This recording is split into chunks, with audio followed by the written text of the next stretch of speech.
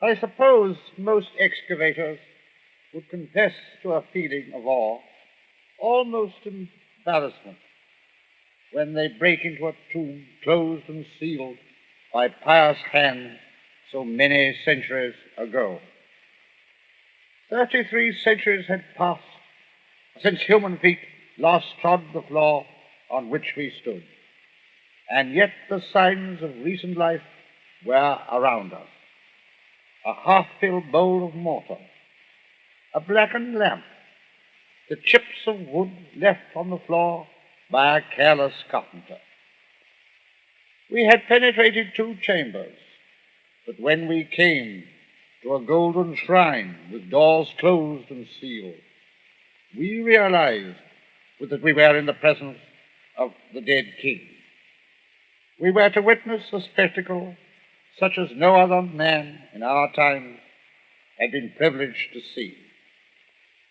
I carefully cut the cord, removed the precious seal, drew back the bolts, and opened the door, when a second shrine was revealed, even more brilliant in workmanship than the last. With intense excitement, I went forward and unbolted the inner door.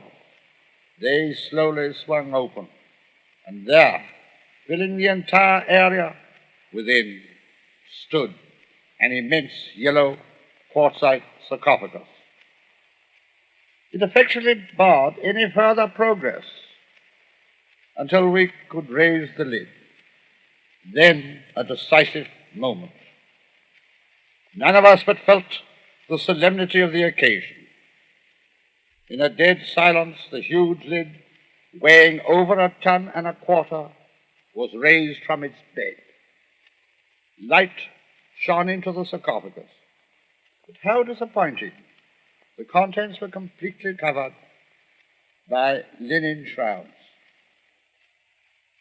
But as the last shroud was rolled back, a gasp of wonderment escaped our lips. So gorgeous was the sight that met our eyes. A golden effigy of the young king of magnificent workmanship filled the whole of the interior. This was but the lid of a series of 3 coffins, nested one within the other, enclosing the mortal remains of the young King Tutankhamon.